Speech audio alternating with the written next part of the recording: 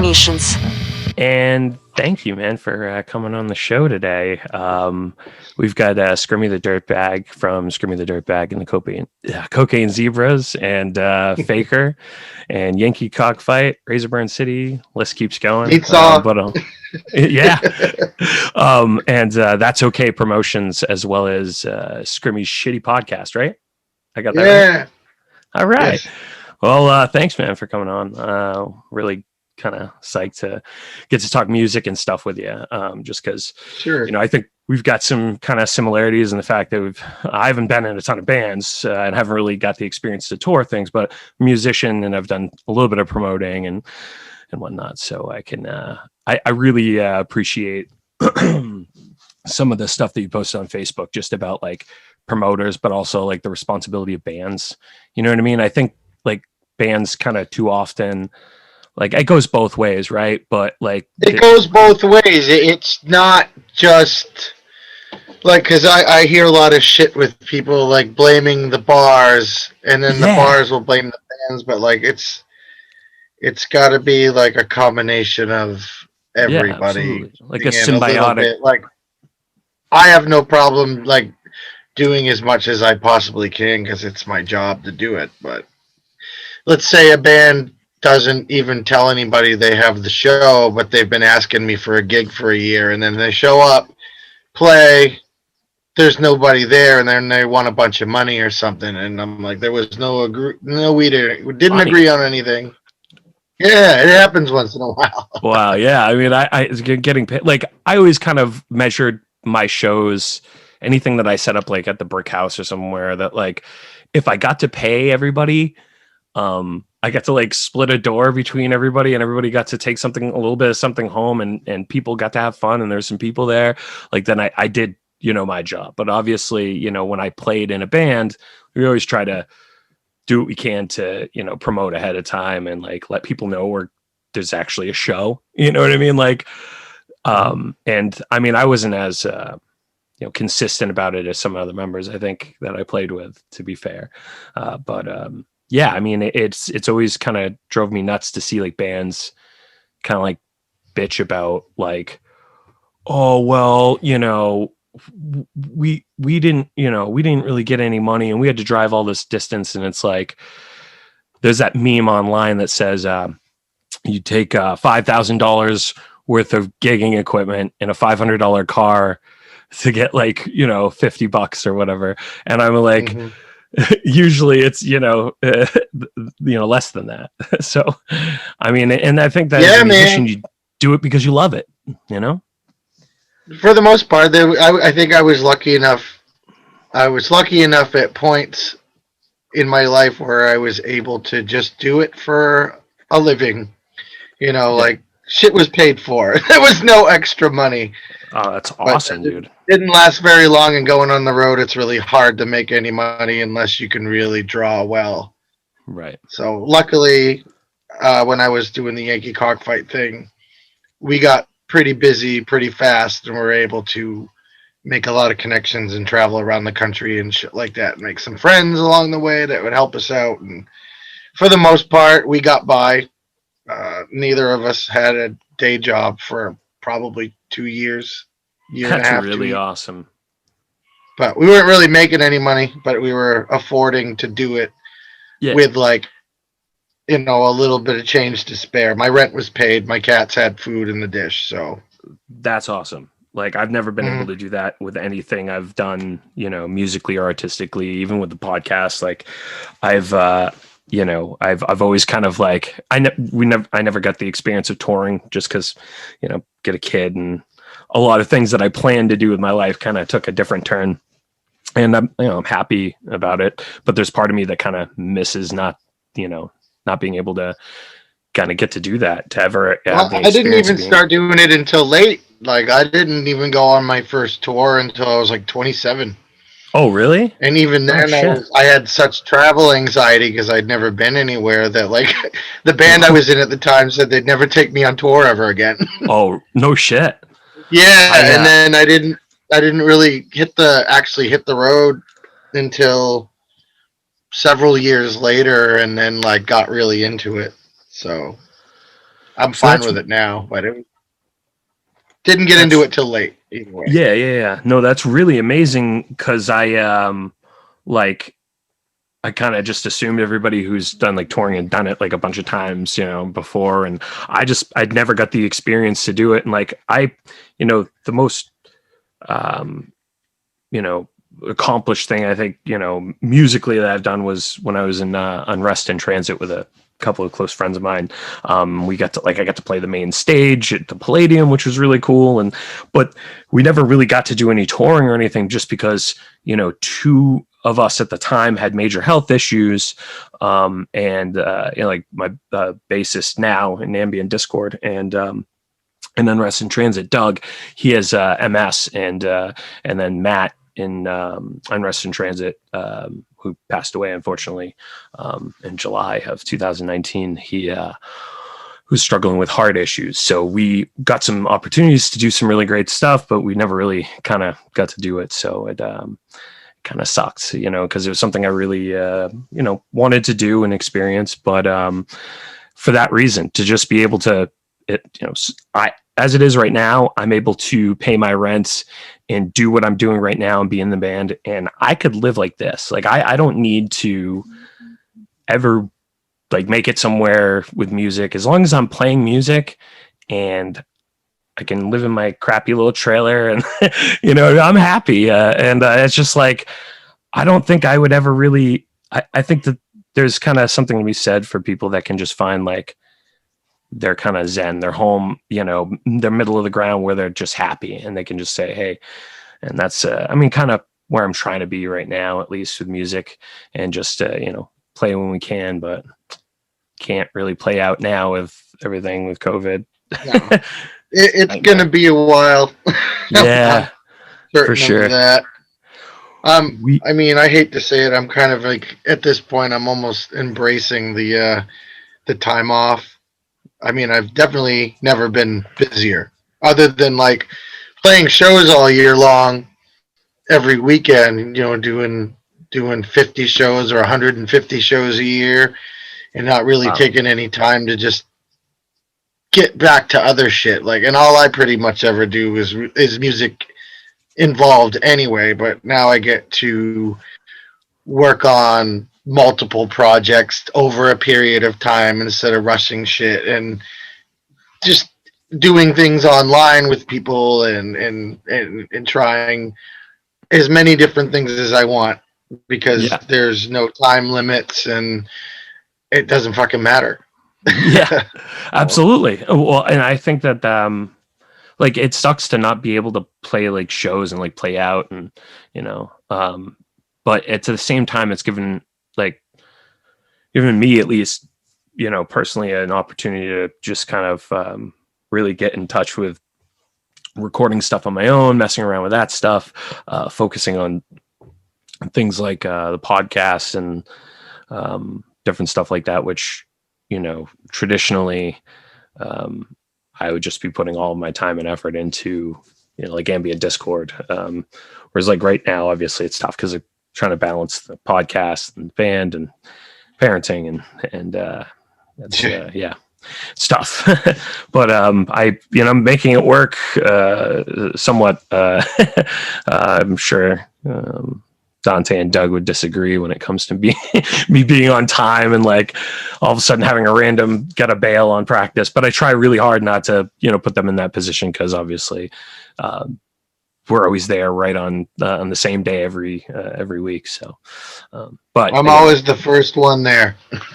That's awesome. That's like Doug in our band. Like I'm just bad with time management because of the ADHD. I'm fucking awful with it. And I try really hard to not be and like plan ahead, so I'm compensating for any of that. But the THC helps with that for sure. Obviously, like the ADHD medications, which I don't like, but I take. I've been on and off them since I was like 6 years old. So it's like shit's awful, but it also helps in a lot of ways for me to stay focused and on task and keep lists and shit, which I can't do without it. I'm just not capable of doing that. It's not me. I am a weed enthusiast, but over the lockdown, it was I feel like it kind of turned into a problem for me because there was nothing to do, and all of this. I was making more than double what I was making before. It was Oh, fucked. So I had all this extra right. money. So for the first like 3 weeks, I just bought shitloads of weed, and I mean like waking up to a bong, taking a bong hit every 10 minutes until I went to bed at 2 a.m. Get up at 6, 7 o'clock in the morning and just do it all Feel over that. again. I was just making music, but I was like, I was I was to the point where like I wasn't being able to get my shit together anymore. Like I was Yeah. walking against like a current, like Hmm. against like a heavy wind all the time, and like it was preventing me from getting shit done after a while. Sure. And it started to like I was just getting weed drunk, Yeah, and now yeah. So it's like impacting I haven't motivation. drank Yeah, in right? a year, so like it was like a whole new thing. And then I got to a point where I had to like cut it down, like have to treat it like, oh, well, I can't do this before noon anymore, or like I'm not gonna do this before work anymore. Like, Sure. Yeah, no, I get that, man. I it's just kind making of me stupid.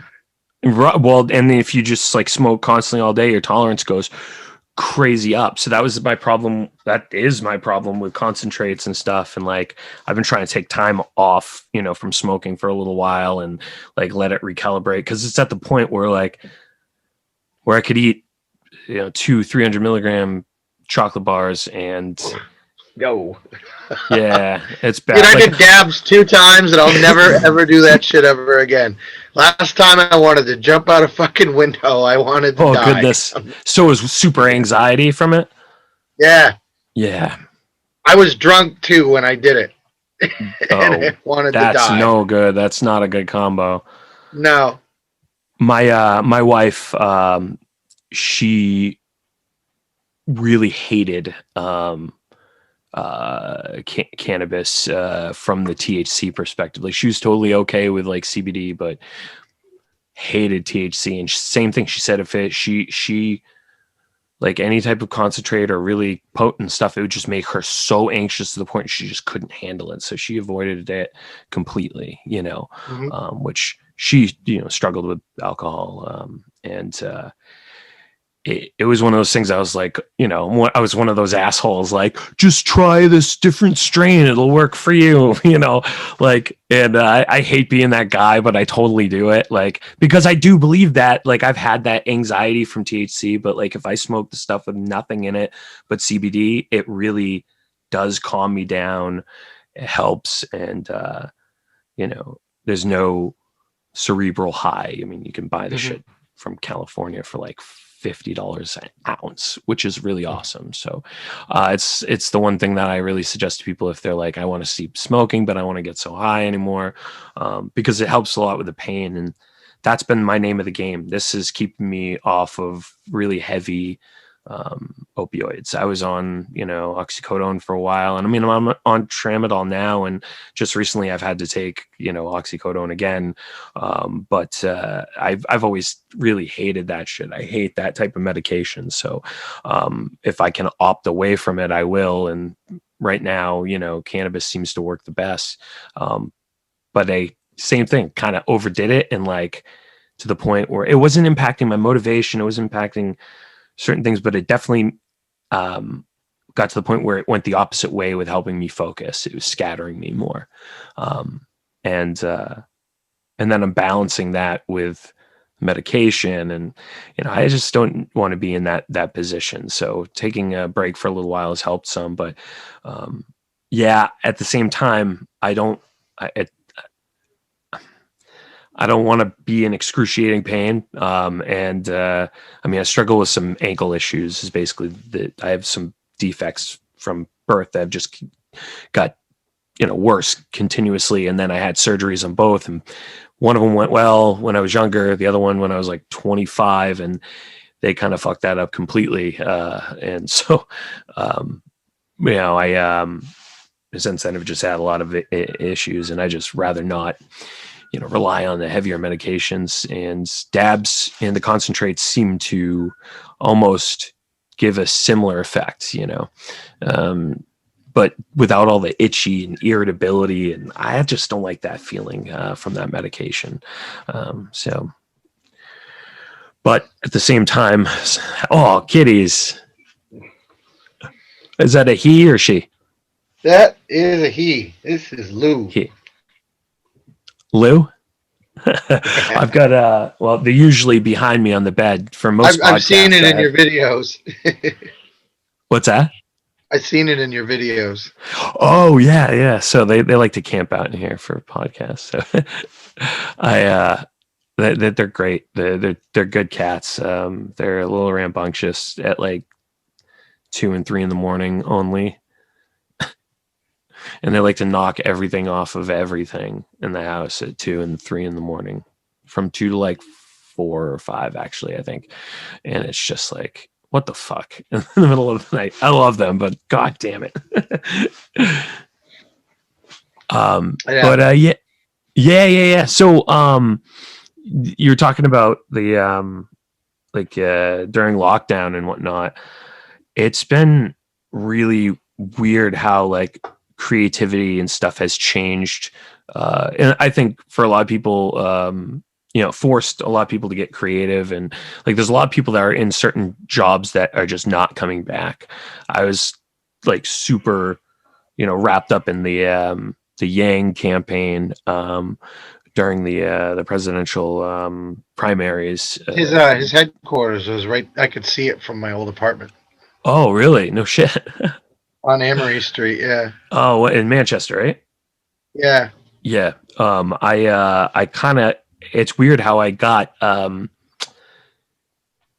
associated with Yang, because initially it was just I was just going to the different campaigns. How they utilize us every 4 to 8 years. You got guys coming through and they're our best friends and they want to help our communities and this and that every 4 to 8 years, but then they disappear during that time, so it's like, well, if they're coming through here, I'm going to use it to my advantage and try to get them to the podcast. And I'm pretty, pretty unashamed to do it. Like I'm shameless. Did you get him on your show?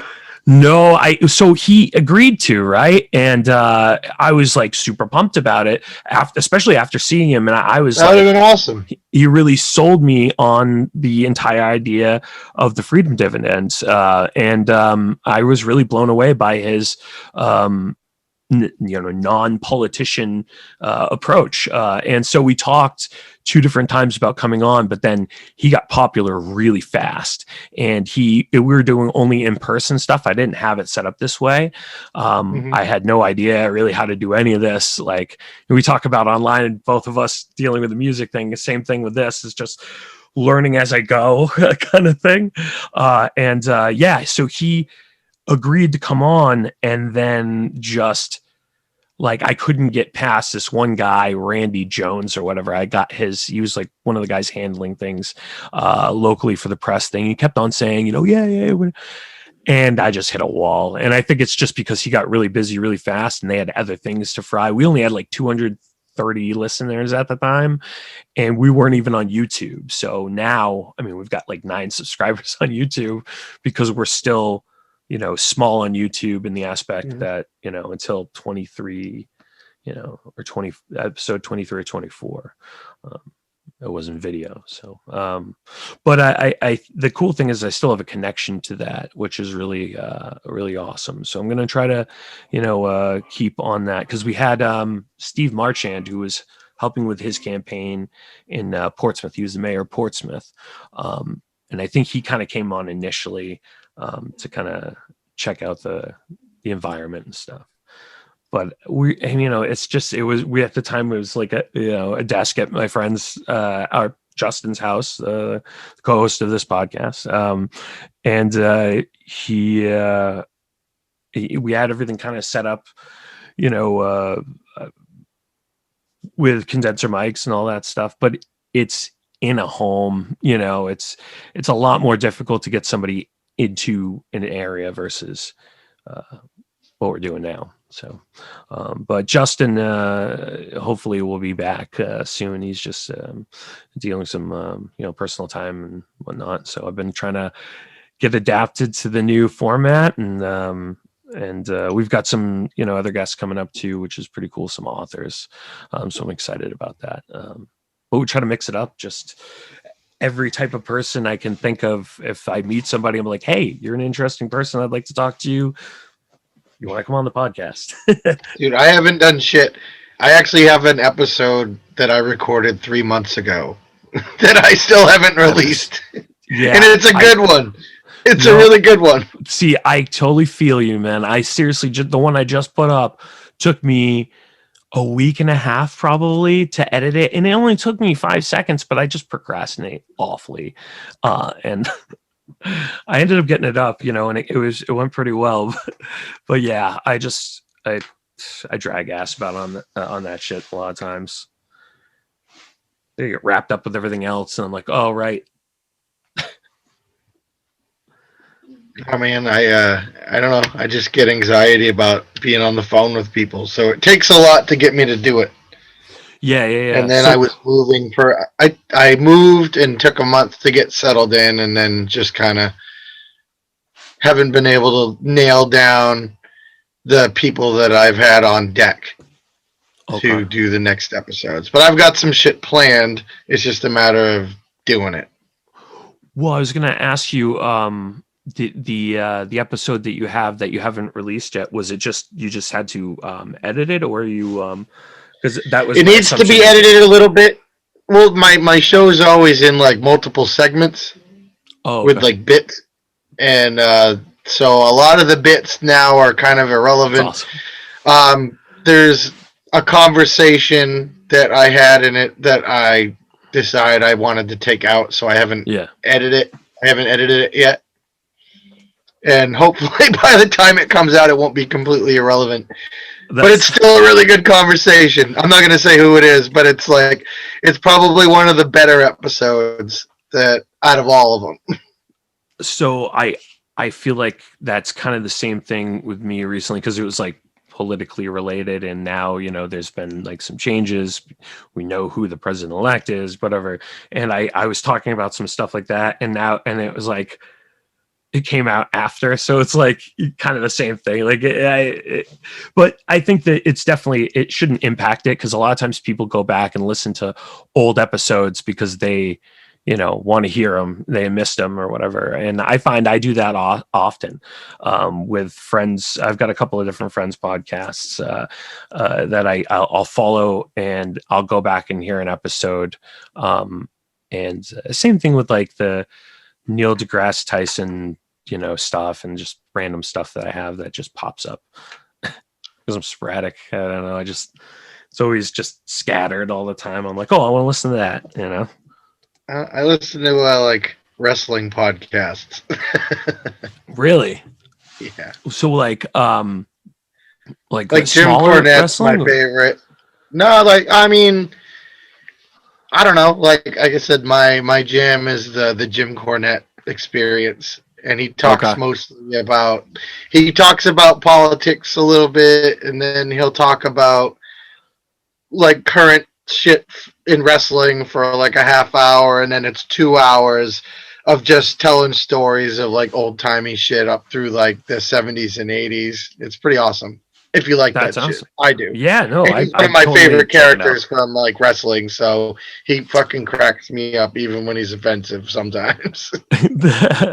That's awesome. I haven't followed wrestling for a long time, but I did when I was younger, so I appreciate like the older nostalgia kind of stuff versus like the stuff now. I'm totally lost. I have no idea what's going on, and I don't really follow it.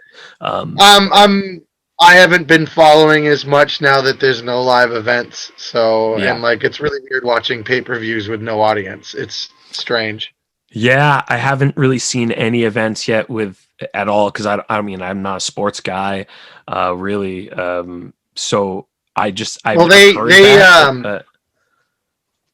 had to, change WrestleMania on the fly last year because of COVID. Oh, wow. And that's the biggest show of all of them. Yeah, no, that makes So sense. they had to move. They had to call it off and then move it to a sound stage. And because it's they just did pre tapings and just presented it for free for like over 2 days during WrestleMania weekend. I thought it was cool, but it was weird seeing it without an audience. So just from a perspective of like being a fan and but also probably knowing their industry or whatever, what do you think their sale, do you think it was like they got more because people are at home with COVID, they got more of the fans Yeah, and no, they're more making shitloads pay-per-view? of money right now. They're making Yeah, shitloads of money right now. I good. was just watching like a video about Vince McMahon's making like made $1 billion or some ridiculous Oh amount of wow. money just off of merch Huh. because they can't really sell pay-per-views for full Cool, because price that's where I was thinking anymore, and they're too. making money off of the network and merchandise. Yeah, no, and that's what I was thinking too. That's kind of where I arrived is like they've got to be making more money, right? I mean, it has to be crazy amounts more. Like Amazon, they made like fucking Jeff Bezos made like $14 billion in one day. That's it's absurd. People are losing their lives, and not that I think that you know I don't know. I mean, I struggle with the whole tax thing a lot because I think what's happened now is so fucking unbalanced and awful that it's really been unfavored and like people like us get taxed, but the dude that made $14 billion in a day, zero goose egg taxes. And that's Yeah, yeah. bullshit, but I also don't believe in taxes. I think, you know, you could get money from people without putting a gun against their head, especially like richer people. There's a lot of philanthropists, a lot of people, and there's a lot of people that are going to try to dodge things. But if it's not like this thing where you're forcing everybody to do it, I feel like there's a big variance there in how things. I mean, of course, you couldn't do that now because everything is like crony corporatism bullshit. But I do believe that like, capitalism isn't a bad thing if everybody's getting like $1,000 a month. There's a negative income tax for all of us that, paid in for years and have gotten nothing out of it and the system's fucked over. And, I just feel like there's a lot of people at the bottom that are just getting completely fucked over. And, you know, um, things like UBI and whatnot could really benefit people. And I think, I mean, I talk about this all the time, but like the bakery thing and like just, anybody that wants to start a small business or get out of an abusive relationship or, just anything. There's so many things that it benefits the healthcare system. Like, I think that if we change a lot of that, um, it's a consumerist society, right? We're all buying cheap plastic shit, and the country runs on cheap plastic shit. So if those companies need to make money off of us, they're going to make a lot more money if we have money to blow, So there's just, and I think that that's what people are seeing now. The pandemic, I guess, where I was getting this is pandemics exposed how beneficial that would be to society and how bad the jobs are getting because of automation. And that was already affecting jobs. And now that whole need to automate everything has just been like, just increased so much because companies now need to make it so that they don't have people close together, but they also need to stay consistent. But it's also an excuse for them to fire people like at McDonald's and shit. Like, And then they make more money because they they don't make have to more pay money. That's employees exactly right. And they don't have to because pay they're still going to taxes on sell it. the same amount of shit, if not more. That's exactly right. And so that's why I say the tax robot labor thing for sure, because it's like robots are laborless beings. Basically, they can work for free, other than the resources that you have to spend or whatever. And the companies that utilize that are making crazy amounts of money because it's effortless. So that's what should be being taxed. That and in data. Everybody's arguing about where's the money going to come from. Those two things pay for fucking everything. And I think that robots really they're going to help a lot of that shit, but man, it's just bananas. Friggin' what's his face making all that money, and I don't think there's anything wrong with making a ton of money, but I do think it's awful when there's a major pandemic and people are going through probably the worst economic crisis ever, and then you've got that guy making that kind of money. Yeah.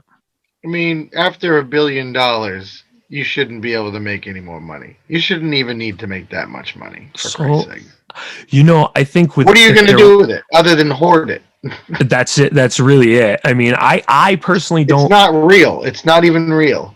Oh, it's fictitious numbers for sure. I mean, the American dollar is so bloated and disjointed and fucking inflated. It's nuts. But I mean, I don't have a problem with people making bloated amounts of money, but it's not realistic that they make that kind of money because the dollars aren't obviously realistic. My problem is that like when it's slanted in their favor, it tips everything against everyone else. Like I don't want to be controlling what somebody else does, I guess, necessarily with their money, but yeah, I don't think there's any necessity to have that kind of money. Like, who needs that much fucking money? Like, what are you going to do with that much money? Jeff Bezos is a perfect example. He could literally pay everyone $1,000 a month indefinitely for forever, and it wouldn't even affect him. And people are talking about how much money we've got. What are we going to do to pay for this shit as a country? Homeboy's sitting on fucking all kinds of crazy cash. And, there's the solution. Scrooge McDuck. Yeah. I mean, he's trying to, get people to the stars, like, Elon Musk. I mean, I have more respect for Elon Musk, to be transparent about that. I think Jeff Bezos is a douchebag. He just looks like a douchebag. He looks like somebody you'd meet at the bar, and I don't ever really want to talk. I don't know to what him. He looks like. He just looks. He's got that. You get that. When you read somebody and you're just kind of like, yeah, happy existing. You know what I mean? Like, I don't think that I'd be able to talk. Yeah, no. No, it'd be a challenge, to say the least. I think that it's just there's that that somebody like that probably has no idea what Oreos cost. They have somebody who makes them fresh. Right. Yeah. No. What can you do? Can you do that? Or fresh with $1 billion? With $20 billion? Okay, yeah. I take that back. Yeah, of course, you could do anything with money. You have the factory. He genetically engineered like a pig that poops out Oreos, like when on demand. Yeah, that's what he does with his money. He feeds it the ingredients.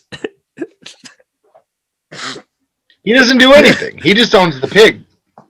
Oh yeah, well yeah, but okay. So other people, sorry, a panel of people choose. Yeah. They are paid money to hire other people to decide on the ingredients that they feed the pig, so it can shit out those cookies. Like they gotta give the pig.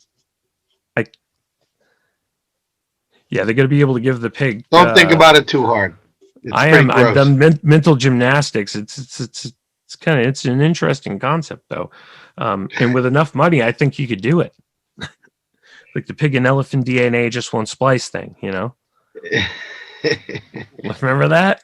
Four-ass rhinoceros. Yeah. We'll have to burn the entire thing down. This monkey only has one ass. Here. It's been so long since I've seen that. Oh my God.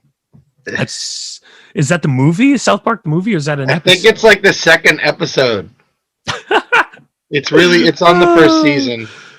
God, that show, man.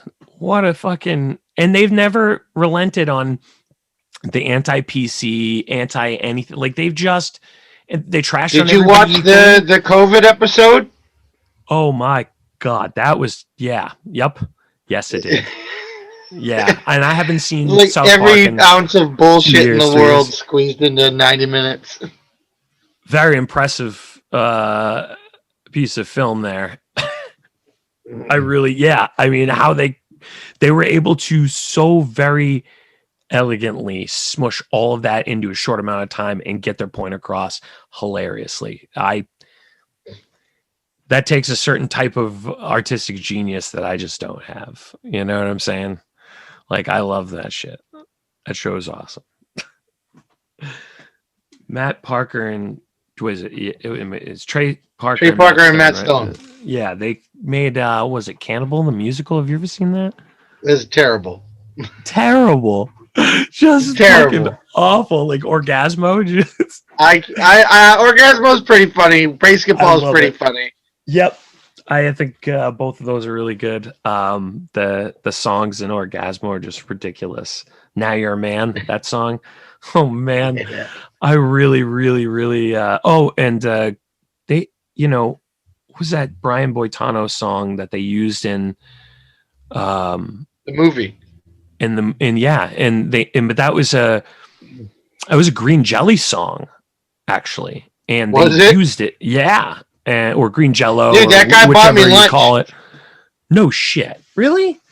Yeah, I've booked Bill a bunch of times, Wow. and the first time I booked Green Jello, it was like 9 years ago, and he got How did I into miss town this? early with his wife, and he had a handler. He had a guy driving him everywhere, and he calls me up, and he was like, "What time are you going to be in Manchester?" I was like, "I'm not gonna. I got to take the bus." So he had his driver drive to my work with Bill and pick me up. And then That's he went, awesome. brought me to a Subway, told everybody to stay in the car. And he and I went in and had lunch, ate sandwiches inside the restaurant while his wife and the driver sat in the car. That's awesome. And then I brought him up to Rock Rimmon in Manchester. And That's then because great. he was like, "I'm bored. I want something to do. I don't drink." I was like, "Well, we can go up here," because it was down the street from me. And there was a whole Yeah. bunch of kids up there partying. But there was a bunch of kids off to the side setting up the board game Mousetrap. Random. And Bill lights up like a child and runs over to these kids. He's like, "You're doing it all wrong!" And he like gets the kids out of the way and he sets up the game. He's like, "This isn't gonna work. This piece is missing. The whole thing's fucked now." Oh man, that's fucking awesome, dude. That is Yeah. crazy. That is such an awesome fucking story. You dude, and you were saying I got a few stories. I'm like, no, that is an awesome fucking story. That is hilarious. I seriously, I grew up on that shit when I was like 14, 15, 16. I discovered that and I was like blown away by how I was like 14 Yeah, I and a remember. half. I think I was like 14 Serial Killer when that came soundtrack. out. 14 or 15. Dove right into that, man. I love that shit. Yeah. That and there was this like punk compilation that I listened to, like Give 'Em the Boot or some shit. Yeah. I absolutely loved it. It was like Give 'Em the Boot 2, I think it was. And I don't know. Teenage years. And then when I was like 16, first Slipknot album, technically the second, but came out. Dude, I got to see those dudes in '99, and it was badass. So That's the House of fucking Blues used to be awesome. the Avalon years ago, and the Avalon used to do this thing. It was like $10 Tuesdays or Wednesdays or something, and it was just like random shows. No, And one year it was Slipknot, Anthrax, Biohazard, and I think Mindless Self-Indulgence opened up. MSI, And I remember really? seeing that All at of the that? Avalon.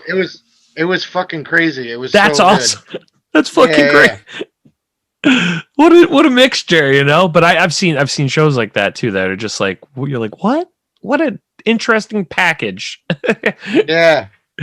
What was it? But the first show I ever went to when I was 16 years old was MXPX, Cypress Hill, and then The Offspring. On the same show? All that was the order. MXPX, Cypress Hill, passing blunts down into this. Yeah, because MXPX was like a super Christian punk band. Yeah. And then Cypress Hill was like passing blunts down into the crowd, dude, on my 16th birthday. It was fucking awesome, dude. I was awesome. I got two joints, and I just thought it was the absolute best. And then I was there originally for those two bands, well, not MXPX, but Cypress Hill and The Offspring. So then The Offspring closed out the show, but I was really blown away by Cypress Hill's set, and I just remember that being my first. And it's funny because my mom and my dad came with me, and I was like, like pouty 15 and a half, 16-year-old, like, oh, mom, like, leave me alone, like, oh, okay, thanks for the t-shirt. Stupid. I was a dink, dude. I was a shithead, I think. Yeah, I mean, not like that. I guess I'm over exaggerating a little bit, but I was just such a fucking asshole because my dad gave me 2 joints for my birthday, and like my parents were awesome, cool, and they like hung out, and I went in the fucking the pit, and it was GA, and yeah, I just remember it was a really great show, and remember after being like, apologizing to my parents because I was like, so that was your first show ever? the first show I ever went to. Well, okay, so it was the first show that was like not local. I used to go to Safe and Sound before they changed to Right Attitudes, and I saw a lot of bands there. That's like Blood Has Been Shed, and Non Compos Mentis, and fucking, oh man, all kinds of stuff to come through there. It was weird because like Godsmack played there and stuff, I guess a long time before that. Like Stained, and I'm like, what? In Rochester, really? I saw Stained at Sharky's in Nashua in like, I think it's say 98, 99. That is awesome. Oops.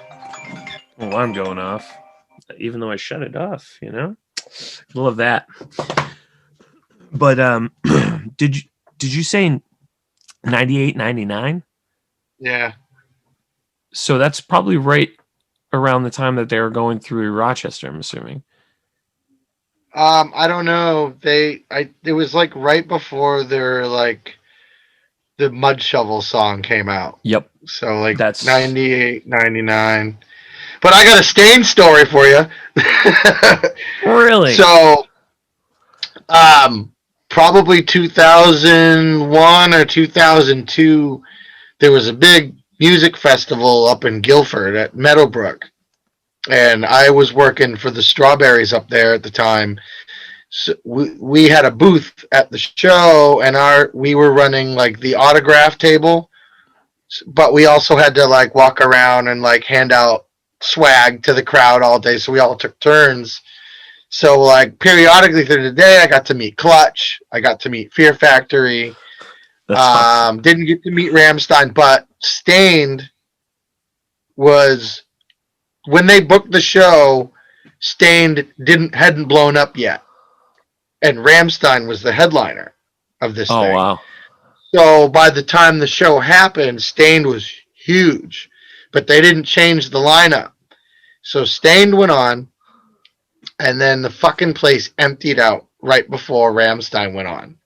But anyways, What? So really, Stained is doing autograph signings during Rammstein's set. So everybody's over here in line trying to get autographs, and I'm trying to flag people through and do the thing.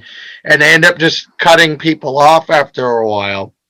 And my buddy was on the other side of the fence behind the booth.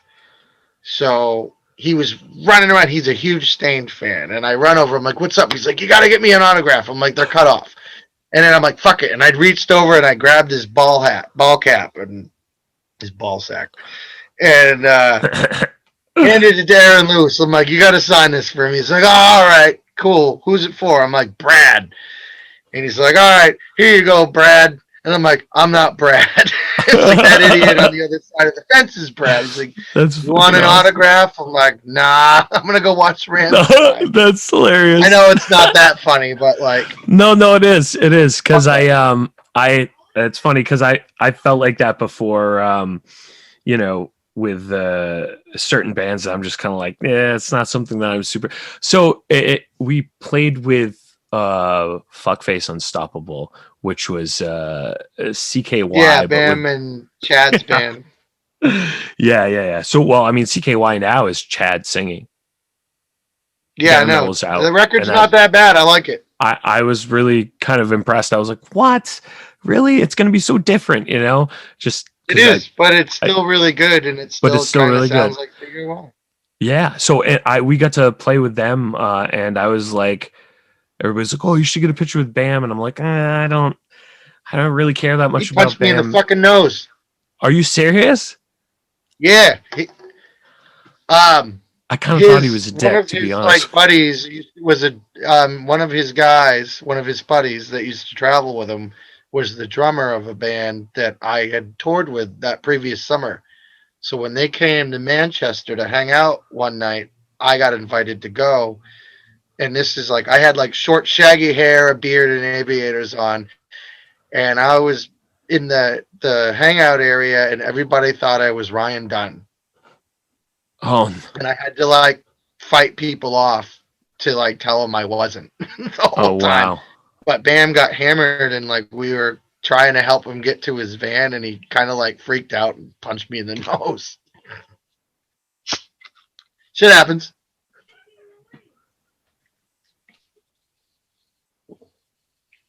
You okay? Yeah, yeah. Sorry, I was talking to the kid there real quick because he Oh, came out of his room, and I was just like, I try to not be I picking was it like, I up hope on he's not the having a podcast. seizure or something. No, no, I saw that happen. Ron Paul just recently had a stroke on is a politician. If you're not familiar with him, he had a stroke on like in the middle of a podcast, and it was pretty horrifying to see. And I was just like, oh my god! Like I didn't. It popped up just randomly because I have a few like older like libertarian things from Ron Paul pop up pretty frequently, and it it was pretty awful. Pretty awful to see that happen to somebody in like real time. Well, not in real time, obviously, but like on a video. It's just like it's, it's fucking. A It's like guy at ugh, my work it's had jarring. a seizure and like had a seizure and like collapsed on me last summer at work. He was like throwing up on himself and shit. It was all fucking weird. Oh wow, He got like heat stroke. that is like. So, did anybody know it was happening? They're just kind of like, I saw it fuck. happen and I caught him before he fell on the floor. Holy shit! He Cement was just floor. standing there in like the corner of my eye and wasn't doing anything. And then I kind of paid attention and he was just like, "Oh fuck!" And I'm like, "Oh shit, are you okay? Don't Oh, do that." that is terrible. Yep. Like that, like seriously, I can't.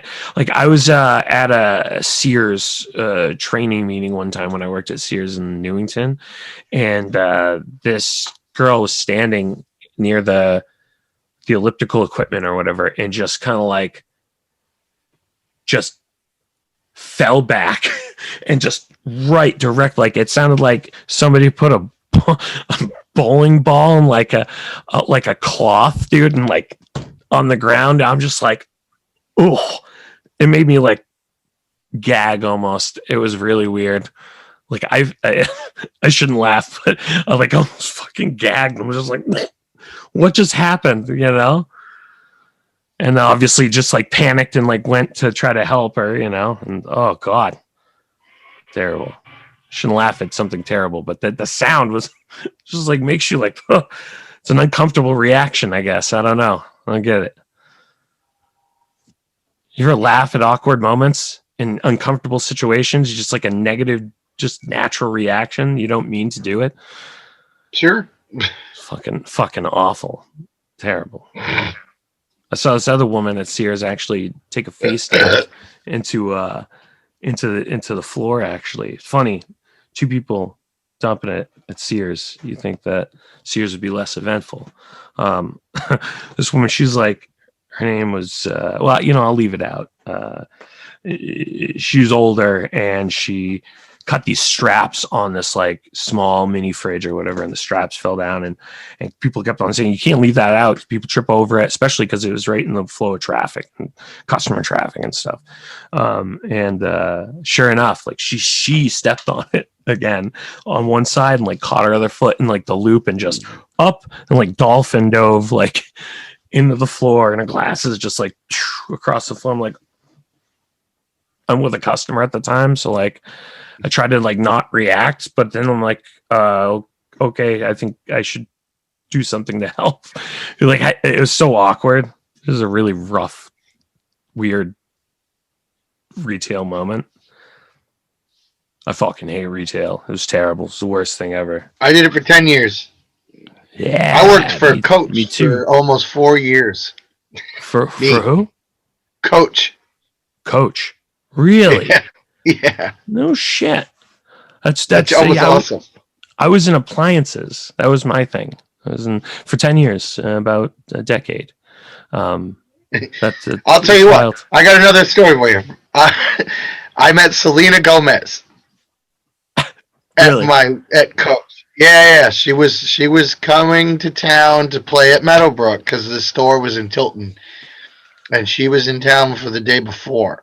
And she came into the store with a whole entourage of people, and I had no idea who she was at all. I'd never even heard of her. And I was stalking a shelf in the front of the store, and I'm not usually out there. I'm usually in the back.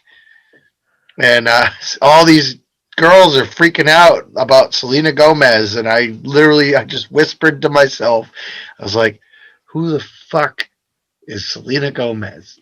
And she was about 5 feet away from me and heard me say it. Looked right at me and told me to stop. And everybody was furious with me.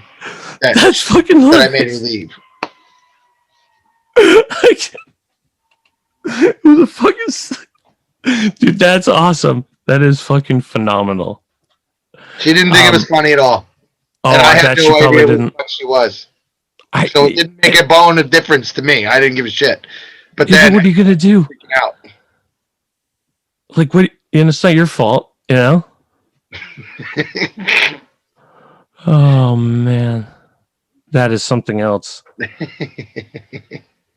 That is entirely just wild. That I seriously, they're not all great stories, but some of them are entertaining. No, that's fucking awesome. That's awesome. Hold on one second. I'm just going to try to change over my headphones. These other ones I got seem like they're dying here, and I don't want to. Oh no. Yeah. God loves that mid podcast. So yeah, it shouldn't take me long to figure it out. And boom, done.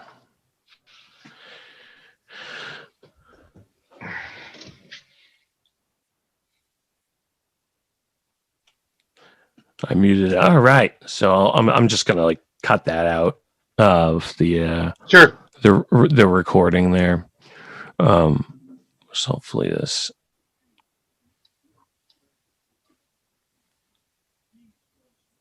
I'm gonna go take a piss.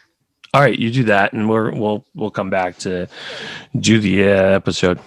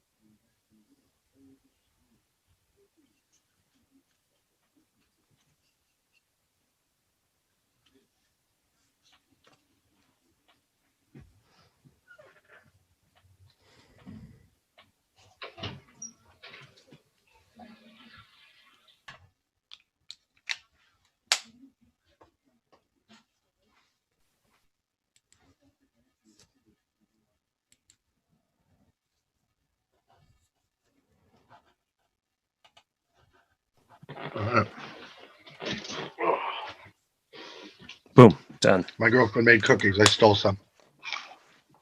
Awesome. All right. And we're back. We had a little bit of a technical delay. I had to change over the headphones. So that's the kind of thing that happens here at Abstract Transmissions because I don't care. I'm not cutting that part out. I'll cut out the other part, the dead air. You know what? No, I'm going to leave it on for all our listeners. I'm just kidding. Just pipe in like some elevator music. Boop, boop, boop, boop, boop, boop. You're the little girl of Ipanema or whatever it's called. I don't know.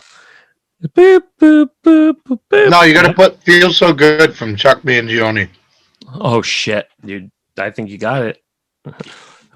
Write that down. All 12 minutes. Oh, good Christ! No, can I? This is sick, take, sick bass lines in that song. Yeah, I mean that's not. It's not entirely.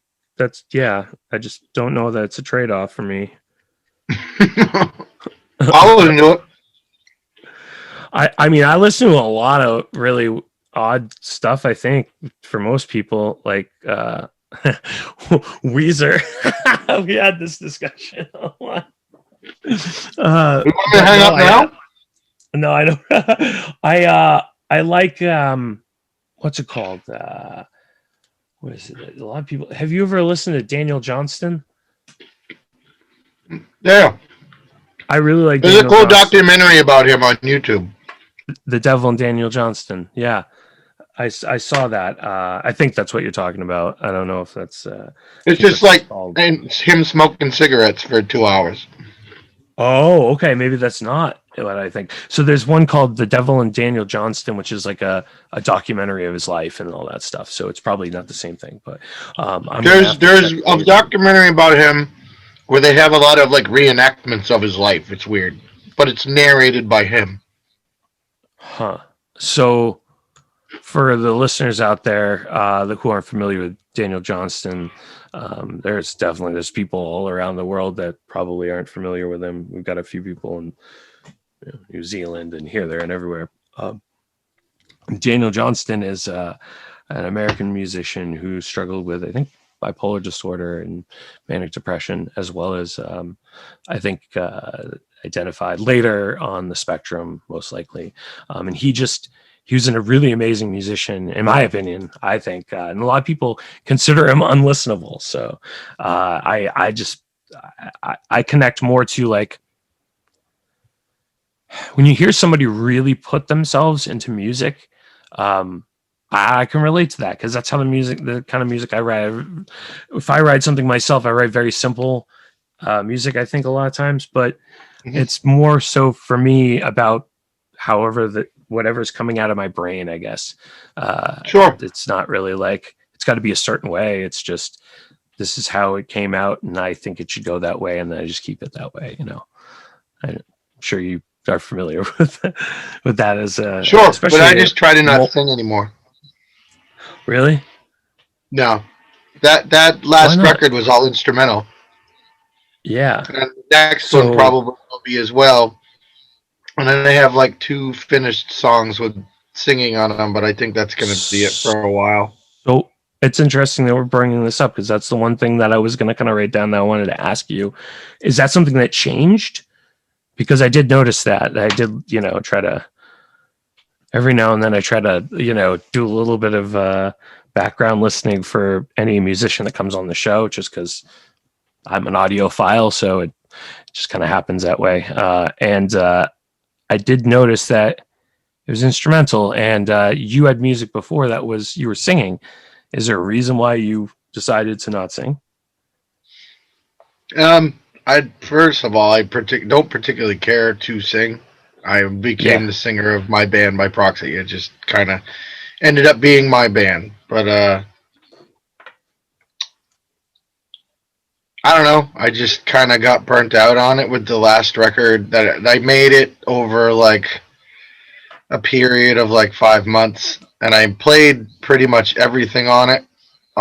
It's the Ghost in Your Bones record. Like, it's the only one really where I played everything, except there's a violin part at the end of it. But it was really kind of like a darker, sadder thing. Like, I don't really like listening to it. And then, honestly, then lockdown happened right when I was finishing it. But I recorded one song during lockdown, and then that was the end of it. But I haven't sang a lick out loud since April. Until like today. So, I don't know. I just don't really, not very inspired lyrically, but I've been having a lot more fun writing guitar melodies and making break beats with my drummer and just making instrumentals. All of my albums have at least one instrumental on them anyway, so I like making them. Right. I do too. And I really this love has making been instrumental music. this has been better received than any of my other shit, and I'm happier with it anyway. So Yeah. it's more So of what I actually do. that's great, man. Because I mean, being able to play multiple instruments is something that I've always kind of admired. Like my friend Justin or whatever, who Well, I had a co-hosts the drummer on the podcast here. instrumental album, but I played everything else. Oh, awesome! Very awesome. Um, was it? Justin. He plays multiple instruments. So we've talked about that on the podcast a couple of times. But I've always kind of admired the ability for any musician to be able to play multiple instruments. And I mean, I can myself, like I can play drums and bass and guitar. I hate playing bass because I'm really bad at it. Just really bad at bass for some reason. The rhythm part of it is where I struggle with, like, not necessarily obviously the notes, because I play guitar. That's easier for me, but getting the rhythm down with my fingers or even using a pick on bass strings, I'm just really bad at it. I love it. I wish I could play bass in more bands. Oh, I love bass, and that's why it frustrates me, because I love the sound of it. I'm just really not good at sticking with it, and also, like, it grinds the shit out of my fingers. So, which is a little bit different than the guitar, which you just get those, like, strong, like, calluses from the guitar strings, and it's like certain spots. But either way, I mean, it's really more of an inability to get things down, and I just default give up and play guitar because I've got all kinds of bad habits, or I tuck my pinky, and I'm a self-taught guitarist. Oh, I'm bad. I don't use that shit ever. At all, man. Somebody I can relate to. This is great. Actually, the only time I really ever use it is because I play my power chords fucked up, and I use my pinky instead of my ring finger. That's it. That's funny, because I do the opposite. When I play with my finger tucked like that. So it's like, oh, I'm not that bad. I tuck it a lot of times. I mean, sometimes it's out like this, but I when I play certain power chords, it does that. But it's really only power chords that I do that with. I just don't use my pinky very often, so it kind of it cramps up like that. I don't know. It's because of bad guitar form is what it comes down to. Self-taught, and I've never really gotten over those habits, and then I don't really push myself out of it because I'm, lazy, I guess. I don't know. Whatever works for you. See, I feel like that's kind of the attitude I have. It's just kind of too. Yeah, that's what I was going to say about the bass guitar thing. It depends on what you want to do with it. Right. I like playing melodic bass lines just as much as I like playing Bootsy Collins bass lines, or just playing like simple Ramones, like Dee Dee style. Like, I don't know. It depends on what you want to do with it. Yeah. As long as my right hand's moving, I don't give a shit. Because I can play one note AC/DC songs all day as long as my right hand's moving, whether I'm picking or if I'm finger style. That's it. Yeah. I don't give a shit. So do you play? Are you left? You're right-handed for your right-handed for scales, for scales, or for what do you mean? Rhythm. You're right-handed guitarist. Yeah. Yeah. Okay. Yeah. Same. I have a friend who plays like right-handed, but like upside down on his left side, and it's weird. So I don't know. It just made me think of that while I was getting it all mixed up in my head. Because that's what I do. I tangent like that sometimes. For all our viewers out there, listeners and viewers now, because we're on YouTube. I keep on forgetting that. Say that in the comments down below, Yeah, seriously, I hate seeing my face on Kitty! More cats and podcasts, man. Seriously, it's funny. You see all the podcasts, like cat photo bombs. You ever see that? Like they got like compilations online of cats photo bombing during like podcasts and like gaming. Like I love it. They're my favorite. I've never been really a dog person. I mean, I like dogs. I don't like dislike dogs, but you know, it's one of those things. You know, I feel like you don't necessarily have to be one or the other, but most people are by preference either a cat or a dog person. You have a preference? You cat person? Cats. Sounds like you're cats. Yeah, yeah. I mean, I know people that have both, so I figured I'd ask, but I I don't really like dogs like, all that much. They're fine. yeah, I like other people's dogs, right? But it's like kids. I like other people's kids. It's kind of in the same category for me. I mean, I hear that so often too, because I'm just like, yeah, I'm on the other side. I usually don't like other people's kids. I like my own, and I'm just like, other people's kids annoy me. I'm just, yeah, no, I'm not kidding. I'm shameless. Fucking kids are annoying. I agree. My kid's probably annoying to other people. I have none. Yeah, hey man, I think that's respectable. I respect people out there that are like, I'm not, kids are my thing, and I'm not gonna do it, and then they stick with it. Versus the people like, all, man, here I go again, shitting on Rochester, fucking people in Rochester just popping them out because they're gonna fix their fucking relationship that way. Oof. Oh man, yeah. I don't know. I just don't understand that fucking people, with the like get married and they're gonna solve their marriage issues and all that stuff. I mean, their life issues, getting married or having a kid, or if we just do this one thing, it's a good way to bring a kid in the world. But yeah, I always kind of make sure at some point I ask about aliens, because I feel like this is something that nobody's talking about ever. All right. Online, and it's just like, okay, so I'm not, other Hold people on. know. Yeah, he's like, okay, we gotta get ready for this one. Here's my thing. Like, I'm kind of blown away that we've had the Pentagon and the U.S. government and all these people basically say, yes, UFOs exist, unidentified aerial phenomena exists, and if people are just like fucking asleep at the wheel at it, nobody talks. So I make it a point to bring it up as almost every episode. Like, okay, that's fine. What do you think? The aliens, us from the future? So I've crazy, been man. I've lifelong loved the idea of visitors.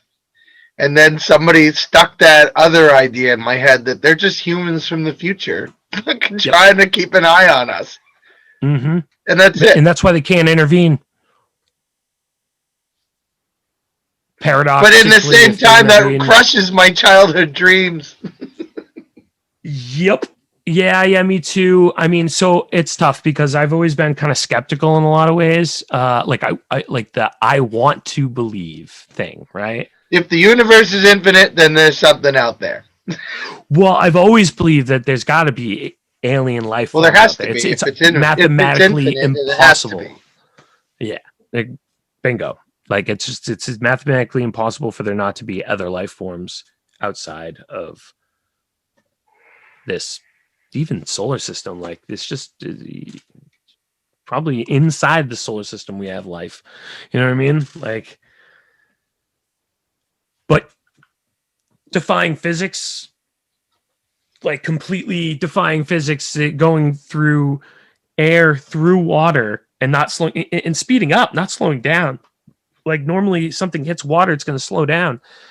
And that's just, it blows their mind. And they're like, here's the truth to the whole world. And Yep. Everybody's just kind of like, oh, that's cool. Can cats eat pancakes? Mine won't. Nope. Nope. But it's still Nope, asked on they the won't eat internet. anything but dry kibble.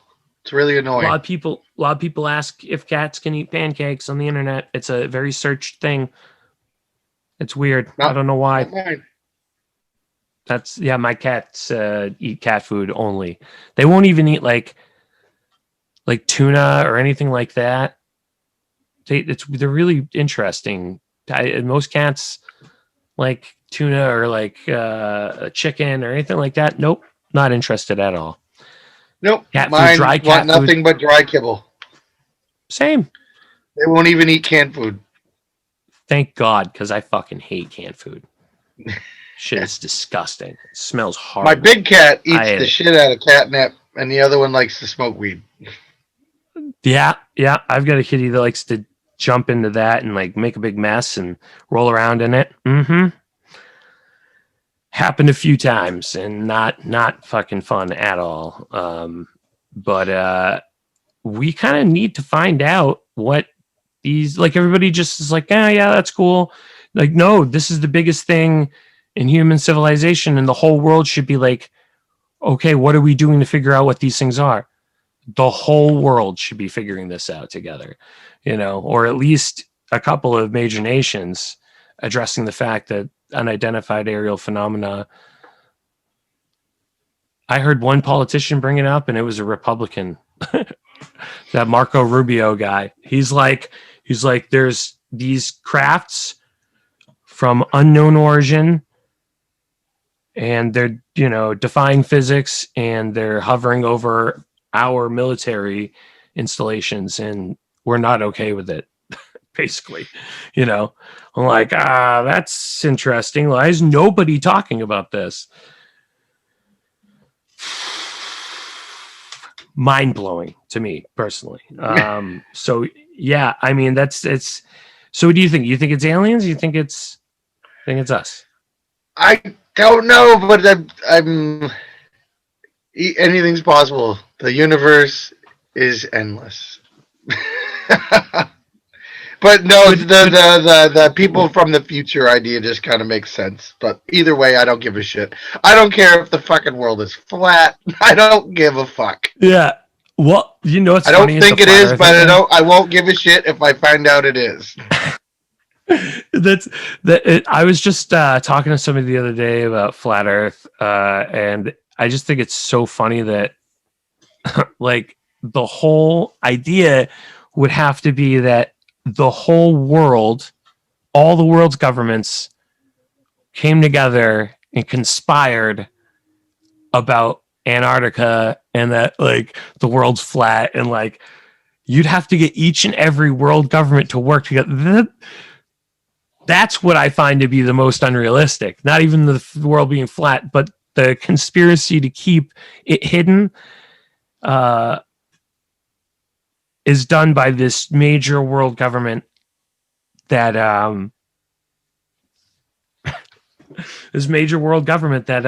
just basically major world, all the world's governments come together and working together to make this big giant conspiracy. Just seems completely unfucking realistic. So I will.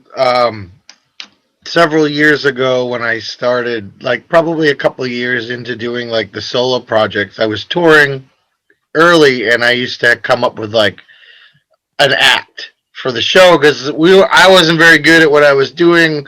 My band was good, but like we didn't really know the songs very well. We just kind of went on the road, so I made an act. And one of the bits, and everybody in the band was in on the joke, and it was kind of shitty. We would preach flat Earth bullshit on stage and like talk to people about conspiracy theory bullshit. Sorry, But it was all bullshit I got just some to get a carbonated rise out of it. nose. Oh no! Yeah, you laughed there when you said the flat Earth was the big. Sorry, continue. Yeah. So we would talk to the people at the shows on tour that didn't know who the fuck we were, but we would preach the flat Earth conspiracy garbage as a gag to see if anybody would like get pissed off or like actually question, like, oh my Yeah. god, I'm one of them. I'm like, oh shit. Oh no. All right, we got to stop doing you that. You gotta play it off, right? Did you play it off? Did you?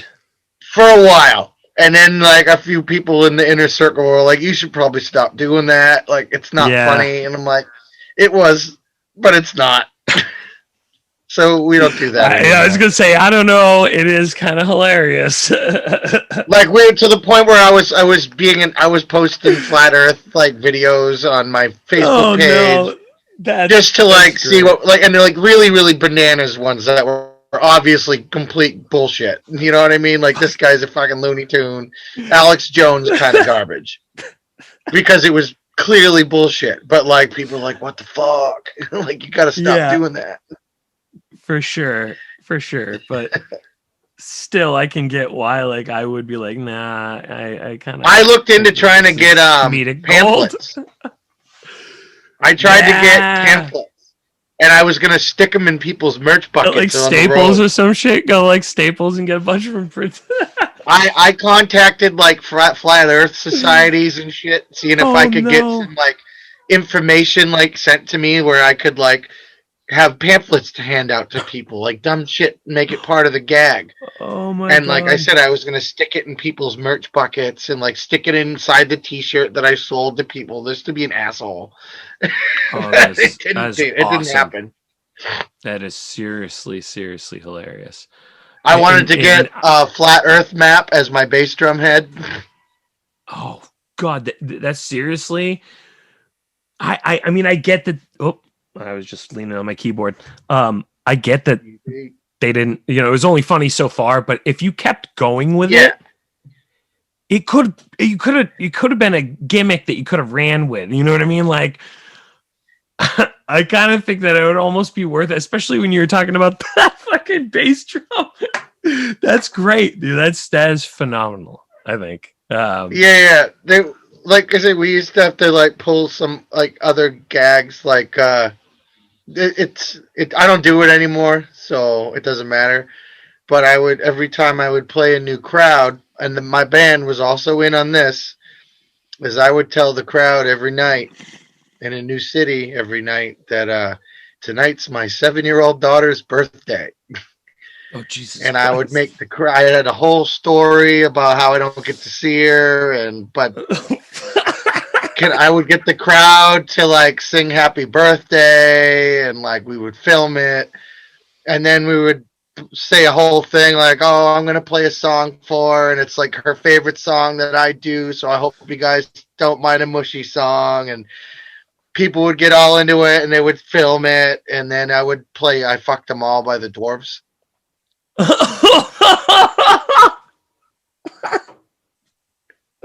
Dude, that is awesome. I've seen people like walk out awesome. like pissed off moms and shit. Like, what the fuck did I? Oh, that is fucking awesome. That is so good. That is I used to tell people that I used to go out with Ann Coulter. Oh, anybody pissed off? Any MAGA guys like get all fucking? I would just tell people this was pre-MAGA, so this is a while ago. I used to work at a shop, a screen printing shop for like 5 years, and they listen to like conservative talk radio every day. That's all fun. Day for years. So like I learned about all these annoying people. So I made Ann Coulter like a focal point of my fucking like my trolling to my crowd for a while. Like I told the crowd that I gave Ann Coulter an STD and shit like that. Oh no, that's awesome. I was in this band with the guy I was telling you that passed away, Matt. Hilarious guy, dude. Matt Harris? He played drums. What's that? No, Matthew Fogg. Okay. Matt Harris. Oh, jeez. I'm sorry. I don't know who he is, but that's okay. We're friends with him. He's a guitar player in metal bands for a while. He's a nice guy. Wow. I I do this. I forget lose track so frequently with ADHD. Matt, Endless Nameless, a song called Pineapple College Long Shots.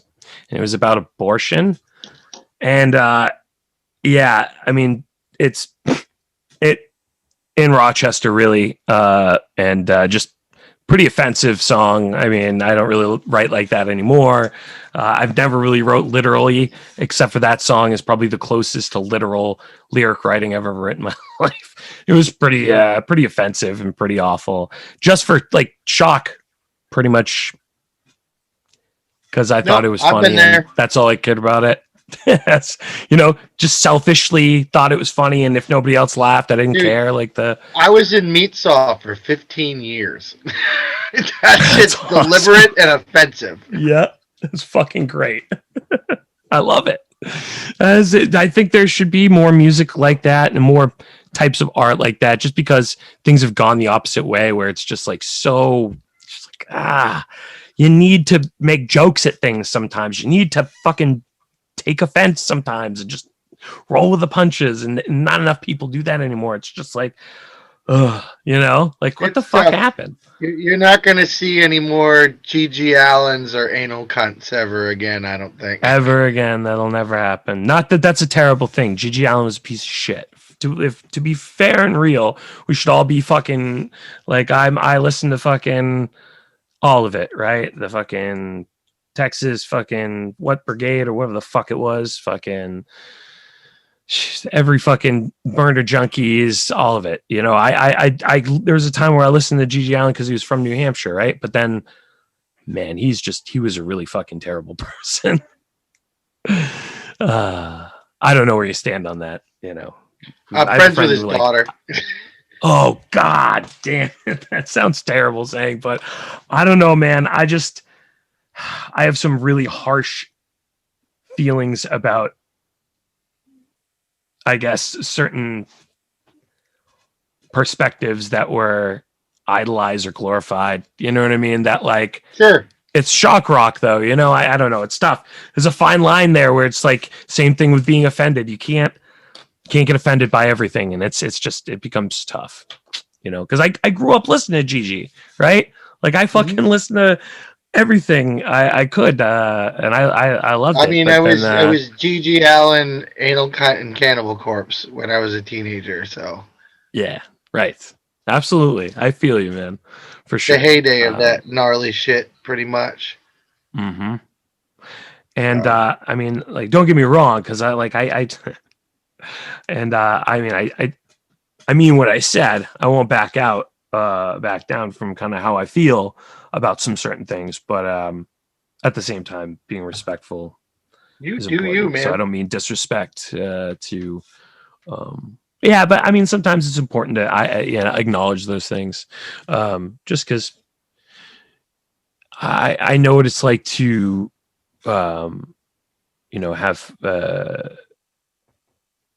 have parent that passed away and stuff. So I think of it from a different perspective sometimes. I think just thinking about, if that person heard this, for example, like I wouldn't ever want to offend somebody, but at the same time, it's been interesting, the discussion about like freedom of speech versus offending somebody else, right? Like I Mm-hmm. think that there's a certain level, like I would never want to offend another person, but I don't think that I should be compelled by law to speak a certain way ever. You know what I mean? So like Nazis, for example, I fucking hate Nazis. I hate the far right extreme fucking nationalist bullshit, torches and all. But I do believe in their ability to fucking go march like a bunch of Nazis in the street, because it gives everybody the opportunity to see who's the Nazis, right? Unless they're of course wearing their fucking sheets, and then fuck them anyway. But I guess the point Well, that I'm getting context is is a that big deal. yeah, yeah, Context is yeah. always a big deal. And if you're willing to put yourself out there to do that, you should also be You risk taking a prepared bat to to the face. do something. You know, Oh no, and if you can't I'm handle it, then you probably shouldn't do it. yeah. I mean, that's definitely the point, right? Is that if they, I believe that yes, they should have the right to go out in the streets and be Nazis and do the stupid fucking salutes and dumb shit. But I also believe that they have the right to get fucking hit by fucking a brick. You know, like they run risk of taking the retaliation, then they shouldn't be like, "Ooh," when they get hit with a brick because they're being fucking Nazis either. So I don't know. It's tough because I personally don't believe I would never attack somebody. I believe in the non-aggression principle.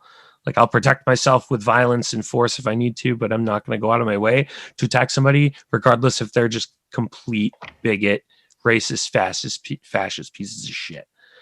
I might antagonize them to the point where they attack me. No, I probably wouldn't do that now. Obviously, I have a kid, and I'm 35. I don't have time for fighting, obviously, but yeah, I don't know. I just I absolutely hate Nazis, but freedom of speech is super important because it forces us to have conversations with Nazis, right? And some people believe that that's unthinkable, but like I saw this Vice interview with this guy who is, I think, Muslim, right? And he went to talk to a bunch of nationalists, and granted, like that must have been the most uncomfortable fucking situation ever for him to go there. But he really was curious. Like he acted curious and was nice to them and they were nice back and they all had a conversation.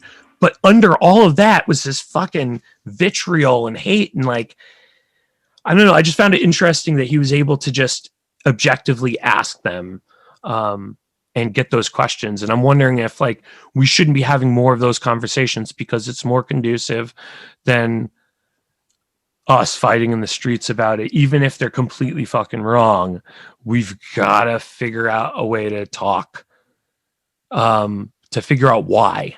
Like I'm confident it's the lack of education. Sure, no, I agree with Religion. you, but it just isn't. It doesn't seem like that's the mood No, now, not at and all. people are It's too pretty late. pissed off, and Yeah. I don't know. Doesn't seem like a lot of people want to do a lot of talking. They want to poke a lot No. of fingers and scream at each other, and I don't Can want you, I mean, I can't blame the people who are angry at fucking. I mean, this is going into the discussion about like the riots and stuff, but like that anger makes sense and is completely justified in my opinion. Just like I don't like to be like strong opinion, but I Sure, believe that they no, have every like right to people be are pissed fucking off, and if you angry. got to light a bunch of fires to get somebody's attention, finally, like I'm all for it. You know, Absolutely. Like fuck things. Fuck fucking storefronts and shit. And I'm not saying small storefronts. I understand that they got fucking fucked over and all that shit. And that's always the argument from fucking Candace Owens and the hard right conservatives is that, oh, small black families had, I mean, small businesses run by black families were burnt out and destroyed. And they always point to that. And I'm sure that happened in a small scale, but really what they're angry about, what people are angry about is Target's getting burnt down. And that's bullshit because fuck Target. Fuck Walmart, fuck all those stores. They have insurance. All the stuff that's out and gone, they're not going to take a fucking loss. I do care about small businesses, obviously, and I do think they make a good point, but that's really not what it's about, right? They're just pointing their finger at that to go, look at what the looters are doing. The rioting is happening. It's hurting. It's like, no, people are angry and stop I have delegitimizing it. I know a couple of people that were living in that shit while it was happening in Yeah. Minneapolis, and keeping me up to date. Like her partner was working at the one of the Wendy's that got blown up, and it Wow. was apparently pretty I remember seeing scary. that. So Yeah, for yeah. sure. Well, and I mean, so there's definitely going to be He that got side of it out, too. Like, but you people there that were like, you know, lives were at risk and stuff too. So yeah, no, I don't mean to. Definitely don't mean to. Um, overlook the fact that there's probably people in those circumstances that were like, it was pretty dangerous. It looked scary. It looked like fucking Mhm. apocalypse, apocalyptic and shit. And I mean, we live in New Hampshire, so it's not, we didn't see it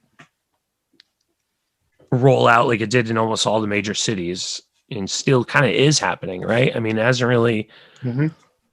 stopped. And I mean, is this the direction things are going to go to change things? Um, what's it I going to don't take know. more? How much time, is it going to take for people to realize that things need to change? People are suffering out there, and not just, um, the economic impact, and the systematic racism is obviously a big thing, but also the economic impact of everything that's happening right now hitting um, communities of color worse than it is anywhere else.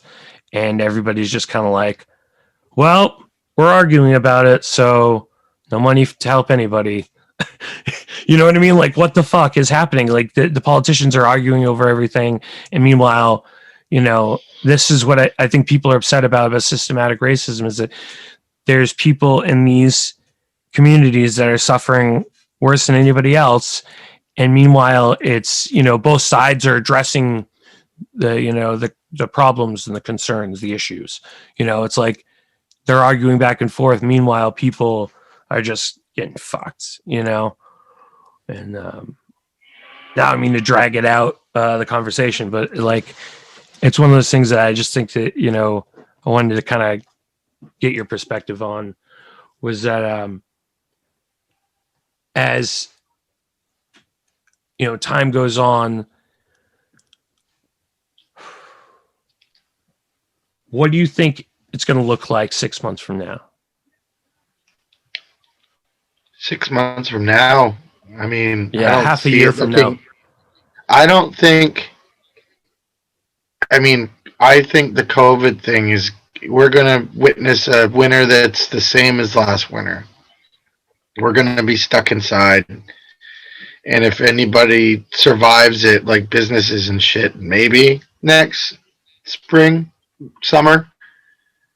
But I don't think anything. Like I'm seeing everybody still open and kind of chomping at the bit, but I'm also seeing like it's getting crazy everywhere, and I can't tell if people give a shit anymore. But like I'm not doing shit other Yeah. than like No, I've no. got a small bubble and I Right. do the same things every day. I know where I've been and I do the thing. I wear gloves, a mask, and goggles at work all day, and I fuck with chemicals that melt plastic all day, and I work Yeah. alone.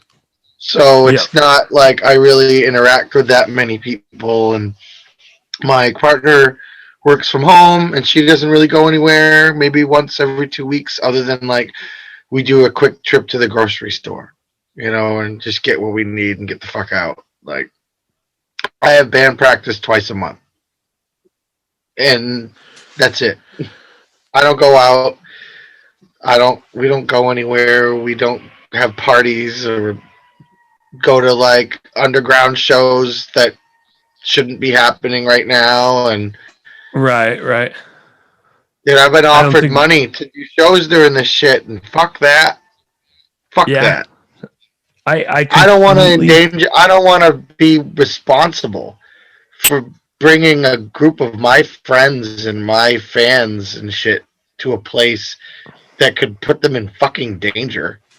Well, not Fuck just that. them, their families and everybody else too. Like, Yeah, well, people are just yeah, overlooking that obviously, shit. but Yeah. like, I give a shit Yeah. about this, and Yeah. I know Absolutely. we're straying from the original topic, so I apologize. No. No. No. No. It's okay. That's what we do here. Um, but I don't remember what I was saying. Oh no, that friends, being impacted. You're not gonna, make shows and put people's lives at risk with I superstar haven't. I've events like the missed two fucking fucking president. funerals. Yeah. I've missed 2 God, funerals at this point. that's Like, awful. I'm not doing shit. We're making pulled pork for Thanksgiving. It's gonna be awesome. It's gonna be me and my lady and the cats. Yeah, my son and I are gonna have a real, kind of low key thing, just us. And I think that that's kind of like it's people are adjusting, and it's hard, but like, so we played a show. There's a lot right? of fucking people not And adjusting, and they're not even trying to adjust. Yeah, They're no, fucking absolutely. ruining it for everybody else, and they For don't give a everybody shit. else, though they don't believe it. Misinformation and reality has been split so badly that fucking people are just like, no, it doesn't exist, and blah, blah, blah. It's just the cognitive dissonance thing is just, it's fucking unacceptable and bananas. It's bullshit. People just need to be like in touch with what the fuck the facts are. Alternative facts don't exist. But yeah, anyway, we played a show at the end of September, and like I had a lot of respect for the other musicians that we played with, and it wasn't terrible. Like we played with Faith and Band, and we played with Witch Trot and a couple others. I was there late, so I missed some of the other ones because I no childcare until late, and so on and so forth. But we got there, and I was just like, the big concern that I had was, it's like nobody was wearing masks. And I'm like, so if I wear a mask out of there.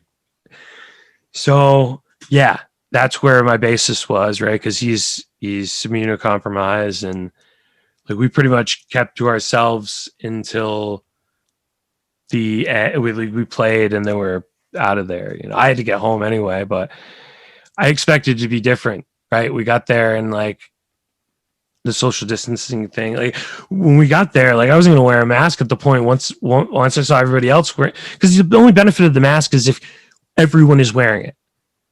And if you're at an event with everybody else, like I wore the mask for the most part, obviously, because I was like, anything I can do to protect myself in the small little corner that we're tucking ourselves away at. But even then, I'm just kind of like, I really don't know that this is a great idea.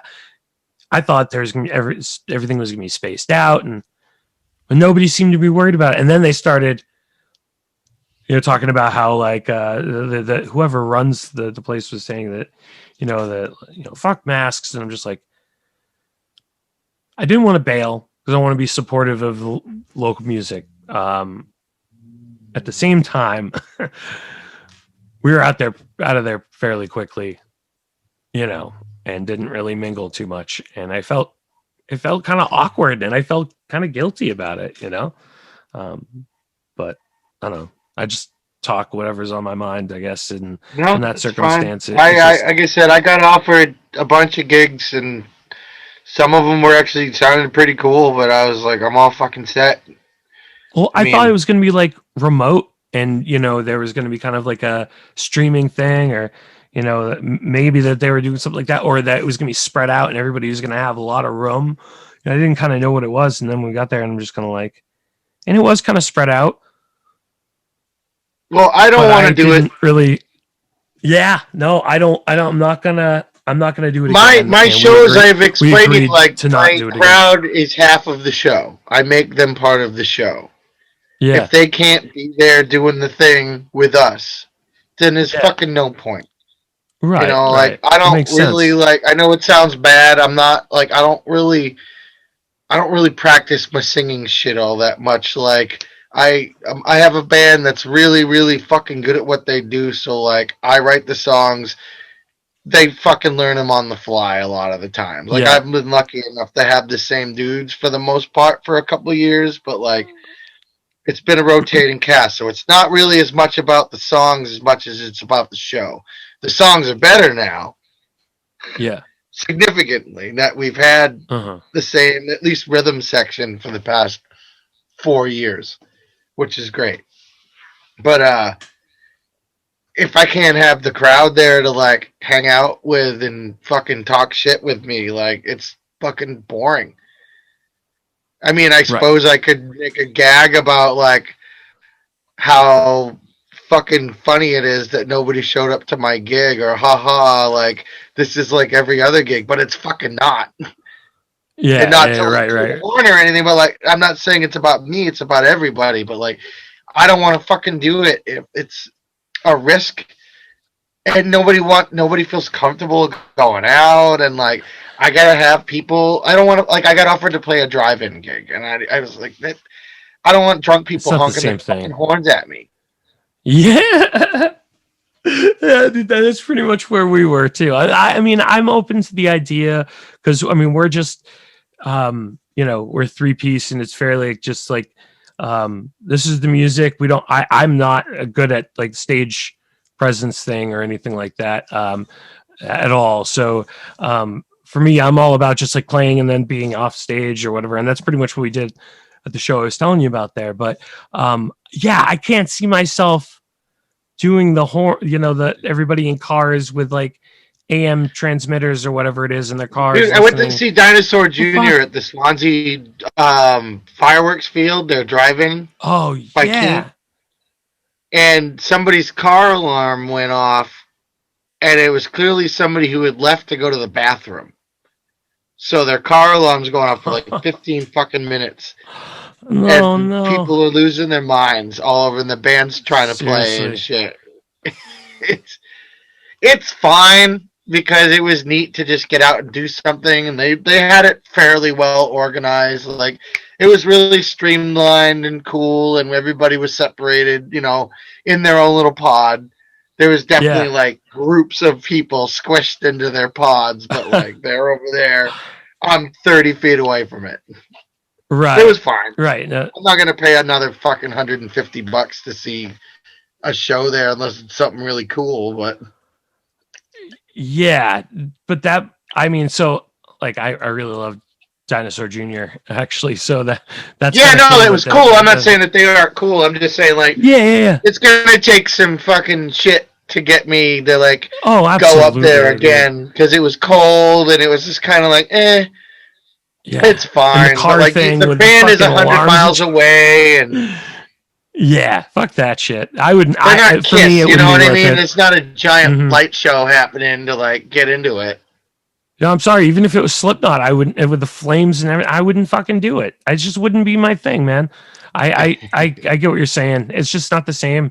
And with the fucking car alarm, Jesus Christ, fuck that Yeah, shit. dude. That would drive me fucking bananas. I would be pissed too, man. I'd be like everybody else. Fuck that noise, literally. Oh man, but it's funny you brought up Dinosaur Jr. I met Jay Maskus one time working at the Lee Radio Shack, literally a couple of minutes from my house. I was working at Radio Shack, and he walks in with a little 4-track recorder. And he sets it on the table, and he's like, "I need a couple of adapters." And I'm like, "Are are you Jay Maskus?" like I'm like, "Did you seriously just walk in the door?" I'm like, um, "Nice to meet you, man. Yeah, we have the adapters right over here." And I helped him, and I just had nothing to say. Like I couldn't think of anything Hey, to say at all, thanks. just except for the fact I'm like, I fucking love your bands, man. That's So awesome. yeah, that was just a kind of a cool story because he just needed, and he was like daisy chaining adapters and shit together. So I'm like, I love Dinosaur Jr. that much more, I guess, just because of that thing that I could totally relate to. Um, like daisy chaining adapters and shit together to make something work. You know what I mean? Like, Yeah. especially with the 4-track Tascam, recorder. That's what Like, I run. That's how I do all my shit. that's the shit, man. That just brings me back. That's how I I did recorded my everything. last two albums with a Tascam 4-track tape deck. That's fucking cool, man. So that's how you get that sound. That the Yeah, well, I vintage run style. Yeah. distortion pedals on the microphones for the drums and shit. Oh, So okay. it comes out All sounding like right. break beats. So check That this is out. fucking cool. What I do, especially during like the lockdown, is my apartment at the time, my roommates and my partner were really cool about me bringing all of my equipment home from my rehearsal space and setting up in the living room. And the living room has amazing acoustics to record drums in at that house. Um, so I would have the drummer who lived like down the end of the road from me. He would walk over, and I would dictate beats to him, and I would run pedals through the. I'd run the microphone through my pedal board, and I would get drum sounds using different pedals, and then running it through the tape deck to get that warm sound, and then into just an Audacity program. So, and then I That banked, is fucking awesome. That's a and I great way made to a get whole that bank tape of sound. beats. Yeah. So I have That's fucking like sweet. 50 different drum breaks in a bank on my computer, and then I can just make songs with these like minute and a half, 2.5 minute like drum beats that I had my friend make, and So then you can use make those songs beats out. almost like MIDI beats, like the I actual beats that you I made. You have could them use on them in my like a. phone. I suppose you could. I don't really know anything about digital recording. Yeah, I yeah, literally yeah. just know how to use the tape deck. I don't really So I either, run actually. my So, phone into the input, and I just play the beat from my phone into the machine and make a track out of it. huh? I don't know, and then I just make songs on top of that beat. That's fascinating. I uh, I love the idea of that. Actually, I'd never even I thought make it of. all up on the fly. That's fucking great, man. That's really awesome. Because now, So so I now have I a want to like go back fuckload and like of hear it songs. and like because I was just like, how do you create some of those that like that quality to it is it's very full sounding. You know what I mean? Especially on a Tascam, it's not easy to do. You know what I'm saying? I've got a whole setup, and I've got it like dialed in. Like I have bits and pieces that if one of those things had died in my chain of everything with my recording, I would have to go spend a shitload of money to replace it, and I'll be Oh fucked. shit! Right. That's fucking worse. Like I have a small clone pedal from like 1990 or something, and it's just if I break, obviously I can keep trying to fix it, but like I don't even know if it's like I'm gonna keep trying to fix it for forever because those things are like $80 to like $180 depending on what when they're I made think I got and the what micro one is. clone. What's that? I think I have the micro clone. Oh, That's the chorus from pedal, right? yep. Oh, well, The E harmonics. Yeah. it's like a mixture of I can't I don't know how what effect that is exactly, It's to a be honest with chorus. you. It's chorus. It is a chorus, right? Yeah. It's a chorus. It sounds great. And then it's got a like reverb, like reverse that you can switch on it. Um, but you know what? I've always been kind of like layman's about a lot of the stuff when it comes to like effects, and I've really struggled with effects over the years. So I'm very simple. I've got a JCM 2000, and I just got clean and dirty. I switch over to and my reverb that's built in, and then my small clone. And Dude, before I I never had, got into pedals until like the past few years. I always kind of yeah, ran like when I was in Meat Saw and when I played in Mantra, I had the same board.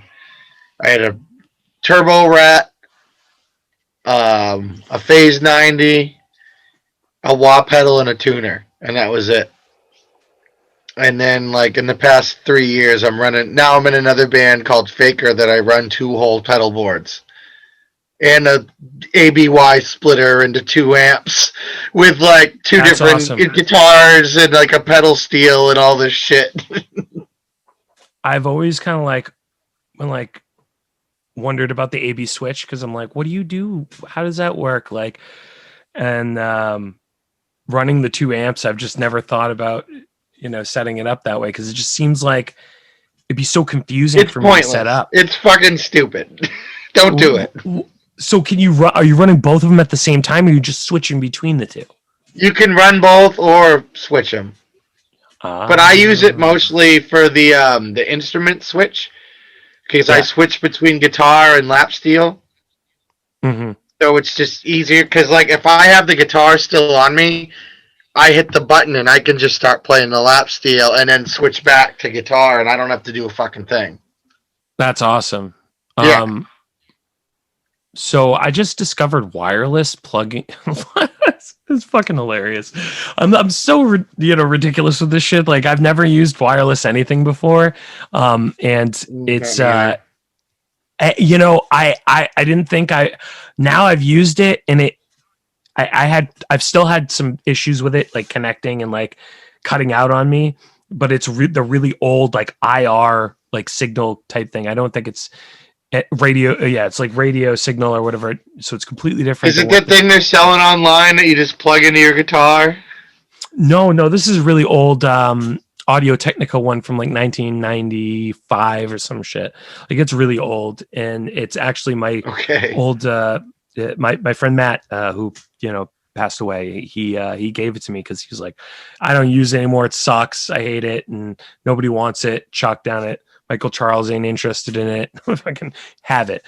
So I used it, and as long as it's placed right, it works. But they've got newer ones where you can use like Bluetooth and stuff, and they aren't terrible. Like I might just because it's so easy. I switch guitars, mid set list, and it's just so much easier with wireless. And I've never to the point where I like now want to continue to try to get myself like a decent wireless setup because it is super fucking convenient. I'm just lazy, you know what I'm saying? And I don't like tripping over the cord all the time. And I've been doing. I just want to hire a roadie once this is all back up again. I just want to hire somebody to set up all this shit because I'm really bad at it, and it takes me like an hour to set this shit up, and that's not gonna fly at gigs. Yeah, right. No, I got you. And I'd be in the same boat, and that's why I can't like run any effects or any of that shit because I always there's always something that's out of place, and I'm like struggling to figure it out. You know what I mean? Same thing with the recording DIY recordings initially, with audio interfaces and stuff. The computer, it's just like I just gave my interface away 2 weeks ago that I've had for 2 years because I can't figure it out. I hate computers. I'm not good at this shit. It stresses me out. I just got rid of it. I'm sick of trying. Yeah. I'm fine with my 4-track. I had pretty much I had always done editing like the 4-track, but also in digital format too, but still the same type of editing where you're doing it by numbers and like really like by time and stuff. If you had to copy and paste anything, there was a HD16 Zoom recorder that I used that you couldn't use with an interface, but you're using it's got a digital display. It's just basically just a readout of numbers, and you can cut and paste and bounce record on this giant thing. It has its own, CD drive and all that stuff. This was like 15 years ago now, I think. And that was really challenging to use because it was a lot like using the Tascam 4-tracks, but the difference was when you do any type of if you edit anything, you're using like a number system, and it's digital, so it's fucking. It was like a pain in the ass because you can't. It's not like what I can do now with Logic when I do any type of editing. It's all really visual now. This was like I'm figuring out the time and when the change happens. And fucking hey, man, it was too much. And I just remembered that I guess that method is how old ribbon recording and whatnot used to operate for like sound studios. And I'm like, fuck that. And I could see doing an audio engineering now, but I wouldn't want to have done it back then. If that's Are how they you a had to Ministry record. fan at all?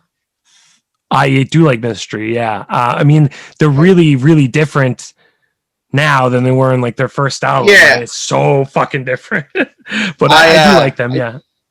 I read Al Jorgensen's book last year, and he was talking about what it was like in the recording studios in the early 80s making this industrial music.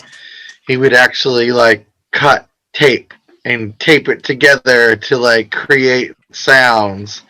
Like they would record audio of copy machines and cars going by, and then they would physically cut the tape and splice it all together in orders to get the beats that they would make. And he was like, I would just stay up for days on tons of drugs and I would just do this, and somehow it all came out perfect.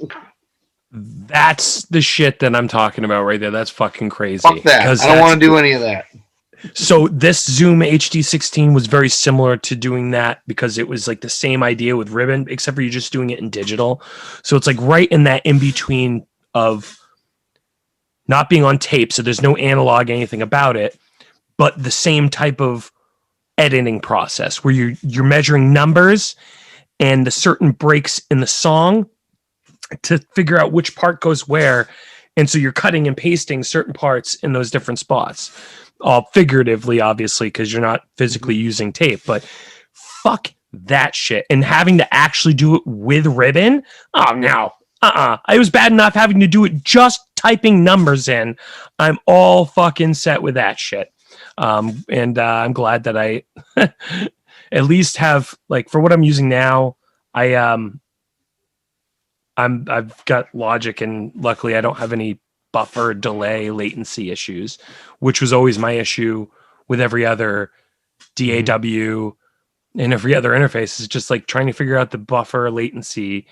Yeah, I could never figure that shit out. Once in a while it would just kind of work, and then the next time I turn it on it didn't work anymore. I'm like, all right, I'm done. I don't get it. Well, and that's exactly it. I got to the point where I was just like, okay, I'm going to either figure this out or I'm not. And then I had to start doing it with the podcast. So I kind of got pushed into a corner, and ultimately I figured out, like, I don't know enough about the latency. So the only solution is to just buy a computer that can handle it, plus a bunch of other things. It's overkill for what I need it for. And then I can't afford it. Yeah, well, I can't either. $75 computer. Yeah, no. And I mean, I luckily was able to kind of figure it out with this, but I just, same thing. Like, I really shouldn't actually have spent that money on it. But now with the podcast and everything, the old Mac that I had just wouldn't cut it, and it kept crashing, and same thing with the latency. And I'm just like, when I could finally afford it, when I had that opportunity, just like money enough to pay everything, I got it. And so far it's been good, and I haven't had to fuck around with the latency or the buffers. Fingers crossed, because fuck that shit. But then again, I haven't used the direct interface thing a lot either. You know, I had that kicking around, the Scarlett little, Yep, that's what I had. UI2 or whatever. Yeah, those things are great. I like them, but not if you can't get your computer to fucking cooperate. Yeah. But that's usually my issue, and a lot of times where I have podcast technical issues, which is where we'll leave off on this episode of Abstract Transmissions. Technical difficulties. I realized how long we've had you on this episode, and I really appreciate your time coming on here.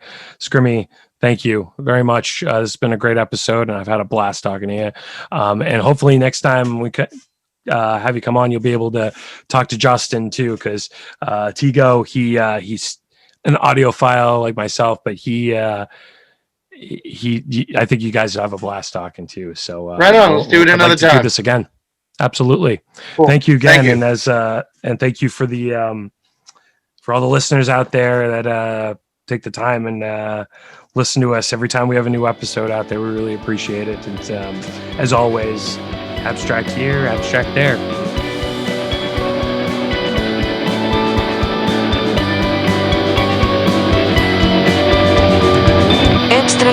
missions.